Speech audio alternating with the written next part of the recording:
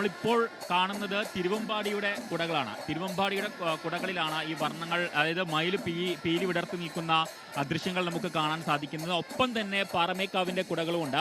ആ കുടകളിൽ എന്താണ് ആലേഖനം ചെയ്തിരിക്കുന്നത്?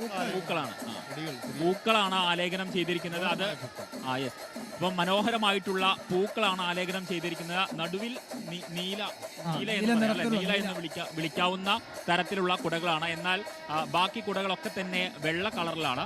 ഒരു കുട ഉയരുമ്പോ മറുകുട ഉയർത്താനായി പിറകിൽ ഇങ്ങനെ നിരത്തി വെച്ചിരിക്കുകയാണ് കേട്ടോ. ഇതിനകത്തെ വളരെ അച്ചടക്കം വേണം. കാരണം കൃത്യമായി ഏതെങ്കിലും ഒരാൾ ഇതിനകത്തൊരു പാളിച്ച സംഭവിച്ചാൽ ഈ ഒരു വർണ്ണക്കാഴ്ചകൾക്ക് അതൊരു അഭംഗിയായി മാറും. കാരണം 15 കുടകളും ഒരേ സമയത്ത് ആനകളുടെ മുകളിലേക്ക് എത്തിക്കാൻ വേണ്ടി ഇതിന് പിന്നിൽ പ്രവർത്തിക്കുന്നവരുടെ ആരുടെ നീലക്കുട ഉയർന്നിരിക്കുന്നു. അത് പാറമേക്കാവുകാരുടെ നീലക്കുടയാണ്. തിരുവമ്പാടിക്കാരും അവരുടെ സ്വർണ്ണ തിരുവമ്പാടിയും സമാനമായിട്ട് നീലക്കുട ഉയർത്തിക്കൊണ്ട് തിരുവമ്പാടിക്കാരാണ് ഇപ്പോൾ അവരുടെ വർണ്ണവിസ്മയത്തിലേക്ക്, ആ കാഴ്ച ഭംഗിയിലേക്ക് ആ തിരുവമ്പാടിക്കാരുടെ ഒരു മുത്തുക്കുട, അത് നീല നിറത്തിലുള്ള ഒരു മുത്തുക്കുട ഉയർന്നിരിക്കുന്നു. ആ മുത്തുക്കുടയിൽ അതിങ്ങനെ ഇളക്കി ആട്ടി അതിന്റെ ഭംഗി ഇങ്ങനെ കാണിക്കുന്നുണ്ട്. മറുഭാഗത്ത് പാറമേക്കാവുകാർ അവരുടെ ഒരു വർണ്ണാഭമായ കുട അവരും ഉയർത്തിയിട്ടുണ്ട്.